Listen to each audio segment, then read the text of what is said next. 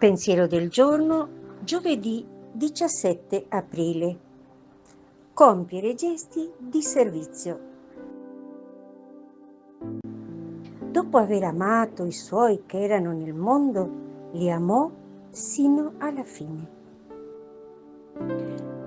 Sai, quando il Vangelo riporta questa frase, la scrive l'Evangelista Giovanni prima che Gesù si accinga a lavare i piedi ai suoi discepoli e si prepari alla sua passione.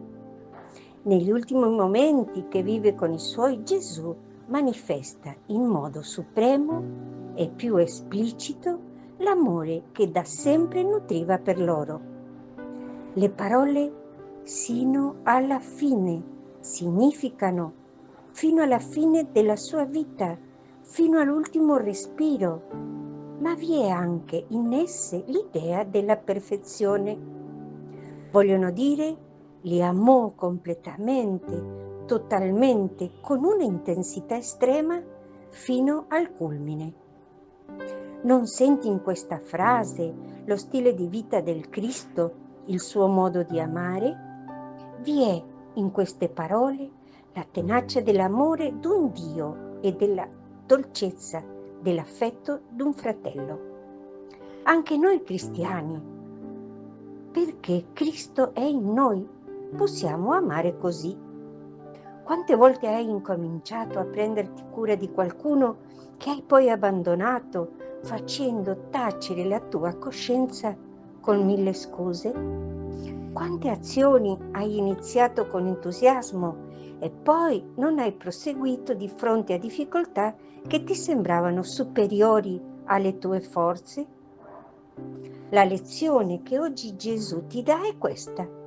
Dopo aver amato i suoi che erano nel mondo, li amò sino alla fine. Fa così anche tu.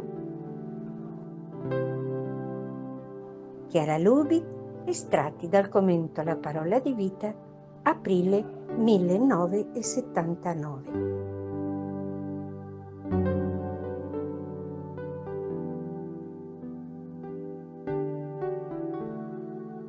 Ciao, se ti è piaciuto questo video, metti mi piace, dito in alto, e iscriviti al canale.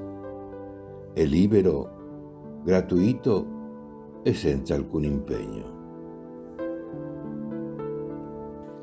Parola di vita, aprile 2025. Ecco, io faccio una cosa nuova. Proprio ora germoglia, non ve ne accorgete? Isaia, capitolo 43, versetto 19.